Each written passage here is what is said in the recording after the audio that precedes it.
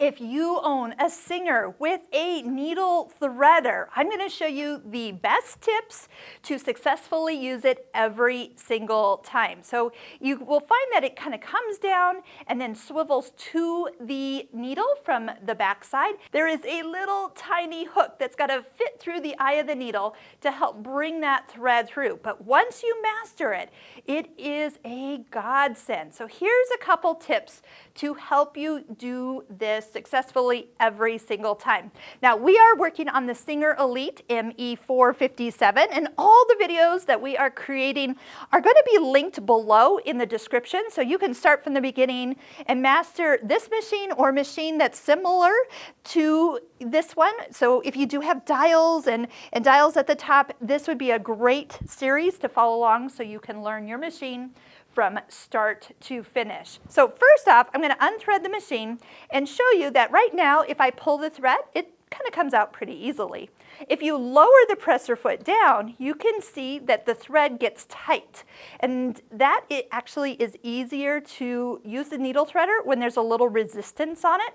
Plus, by lowering the presser foot, you get a little bit more room for your hands to operate. Now, first off, as you bring this down, make sure that your needle is all the way at the highest position. So hand turn your machine with the hand wheel to bring it up so this will work smoothly. Next, we're going to do this in 3 different stages. So next, I want you to bring it partially down, so about halfway down, and bring the thread underneath this little arm. At this point, next, bring the needle threader all the way down and rotate it towards the needle. You should see that that little hook has come through the eye of the needle. Now do keep in mind that that little hook can get bent. So if it's not perfectly centered and it's not coming through the eye of the needle, you can try to kind of bend it back or have a local sewing machine store either replace it if it's gotten kind of broken or anything. That can happen. I mean, look, how small would you have to be to fit through the eye of a needle? So here's what we're going to do. We've pivoted the needle threader all the way to the needle, then bring our thread to the right, and you're coming underneath that little hook. And as you do so, I want you to just hold the thread kind of up, but don't hold too tight. If you hold too tight, it can't pull it through. So there's like just hold on very loosely. And you don't have to push it to the back. I know I see a lot of people do that. All you have to do is bring it across and up just a little bit.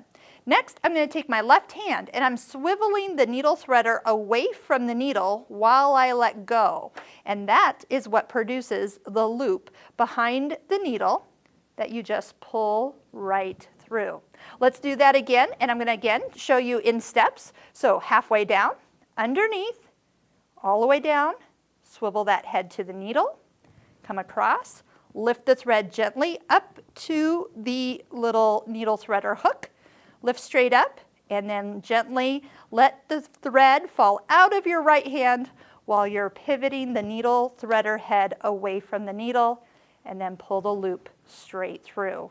I hope you will find success in your own needle threader. I know so many times people just say, oh, it's just easier to thread it the old-fashioned way.